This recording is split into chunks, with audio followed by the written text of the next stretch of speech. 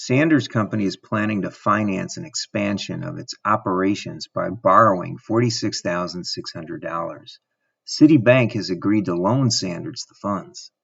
Sanders has two repayment options. One, to issue a note with a principal due in 10 years with interest payable annually, or two, to issue a note to repay $4,660 of the principal each year along with the annual interest based on the unpaid principal balance.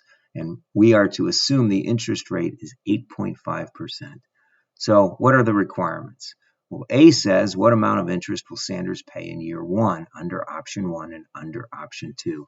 So let's take a look at that. Okay, so you see that under option A, we just simply take the $46,600, that's the amount that we're borrowing, right? It's called the principal, times 8.5%, and we get $3,961. Now under option two, we have to take the 46,600 times 8.5% again, and we get the same value. It's exactly the same because the unpaid balance remains for the full amount until we make the first payment. All right, now let's read about the requirement for B. It says, what amount of interest will Sanders pay in year two under option one and option two? Okay, so let's go over the solution. Well, under option one, again, it's the 46,600 times 8.5%. It's the same amount that we saw in year one.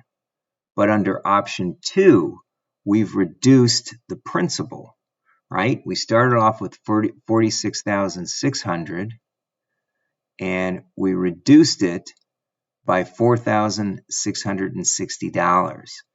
Right? That would be the payment we made at the end of year one, bringing the balance to $41,940. So then if we take $41,940 times 8.5%, we get a different amount as the amount of interest that relates to this loan arrangement under the second option.